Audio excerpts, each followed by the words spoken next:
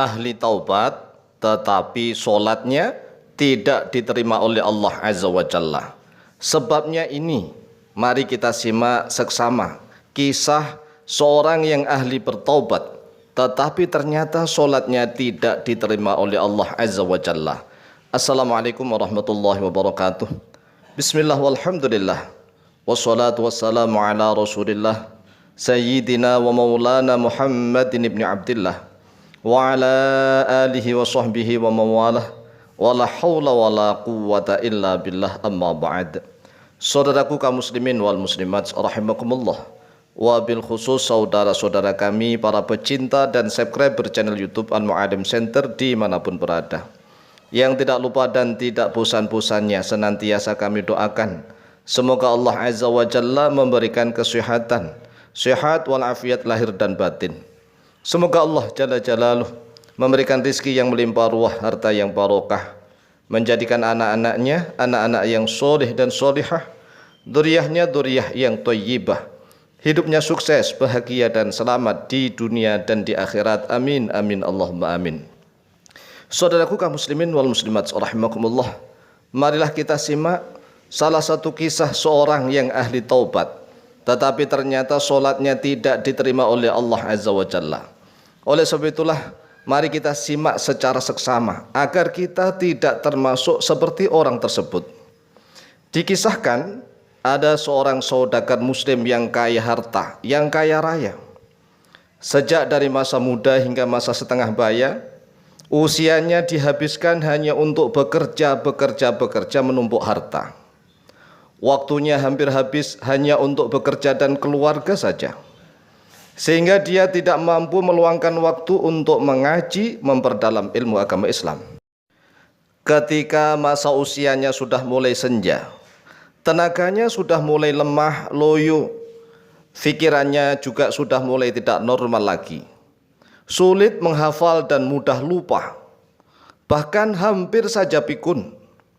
Dia baru mulai punya kemauan untuk mencari guru, mendekati ulama, untuk mengaji, memperdalam ilmu agama Islam. Sampai dia mendapati seorang guru yang alim, bijaksana. Gurunya memberi nasihat kepadanya agar dia memperbanyak membaca istighfar, memohon ampun kepada Allah, dan sering-sering bertaubat kepada Allah. Kemudian dia pulang. Sampai di rumahnya dia pun membuat ruangan khusus di dalam rumahnya yang megah, yang mewah. Ruangan khusus tersebut dibuat hanya untuk khusus beribadah, sholat dan berzikir. Hampir setiap hari dia sholat dan berzikir di dalam ruangan khusus itu hingga waktu sepertiga malam yang terakhir. Ini dia lakukan hampir setiap hari. Pada suatu ketika ada seekor tikus yang melintas melewati sajadahnya. Spontan saja dia emosi dan marah-marah karena ada seekor tikus yang mengganggu ibadahnya. Maka dia cari tikus itu hingga ketemu. Kemudian tikus itu dia pukuli sampai mati. Setelah tikus mati, dia menangis terseduh-seduh karena dia sadar bahwa dia ini sedang bertaubat kepada Allah. Tetapi mengapa dia membunuh tikus yang merupakan makhluknya Allah?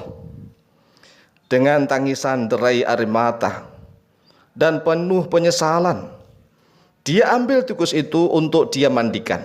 Jadi tikusnya diambil, dimandikan.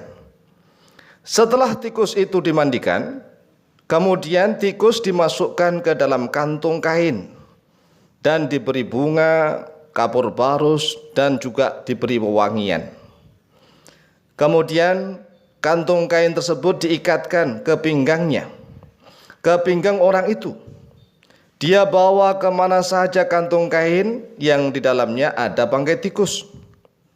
Setiap kali dia sholat dan berzikir kepada Allah, dia selalu membawa bangkai tikus untuk diajak bertaubat kepada Allah.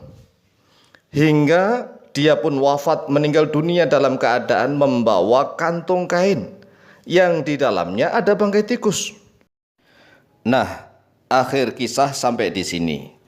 Dari kisah ini, apa yang bisa kita petik pelajaran di dalamnya? Pertanyaannya, apakah sah solatnya seseorang yang membawa bangkai tikus? Sah atau tidak?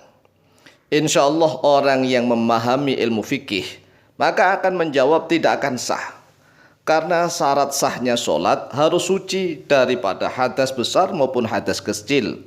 Harus suci dari segala macam najis, baik itu najisnya najis mughalladah maupun najis mutawassithah maupun najis mukhaffafah. Sedangkan orang yang bertobat kepada Allah Azza wa Jalla ini, dia setiap hari solat fardu 5 waktu dan juga solat-solat sunnah selalu membawa bangkai tikus yang dia bungkus di dalam kantong kain. Walaupun bangkai tikusnya diberi bunga, diberi kapur barus, diberi parfum, diberi wangi-wangian, tetapi bangkai tetaplah bangkai. Oleh sebab itulah ilmu itu sangat penting. Imam Bukhari dalam kitab Sahihnya memberikan satu judul, Al-ilmu qabla al-qawli wal amali. Ilmu itu hendaklah didahulukan, dipersiapkan terlebih dahulu, qabla al-qawli, sebelum berbicara, wal amali, dan sebelum beramal. Sedangkan kalau orang itu tidak memiliki ilmu, walaupun tidak memiliki pengetahuan, dia banyak berbicara dan juga banyak beramal, maka pembicaraan dan amalnya akan dituntut oleh Allah Azza wa Jalla. Karena Allah telah mengajarkan berbagai macam ilmu pengetahuan. Allah telah memberikan risalah. Allah telah mengirimkan surat cinta berupa Al-Quranul Karim. Al-Quran sudah dijelaskan oleh Rasulullah SAW di dalam berbagai macam ilmu pengetahuan Islam. Tetapi mengapa dia mulai dari muda hingga masa separuh baya, waktunya habis hanya untuk bekerja menumpuk harta. Kemudian setelah masa tua, masa senja, tenaganya sudah mulai loyo, pikirannya sudah mulai tidak normal lagi. Bahkan dia sudah mulai banyak pikun. Tetapi dia mulai mendekatkan diri kepada Allah dengan berbekal ilmu yang sangat minim. Dia bertaubat kepada Allah, dia menjalankan berbagai macam ibadah, tetapi tanpa berdasar ilmu. Kullu amalin yahtaju ilal ilmi. Setiap amal perbuatan itu yahtaju ilal ilmi, butuh kepada ilmu pengetahuan. Al-ilmu ra'sul amali wal ibadah. Ilmu yaitu sebagai kepalanya amal dan juga kepalanya ibadah.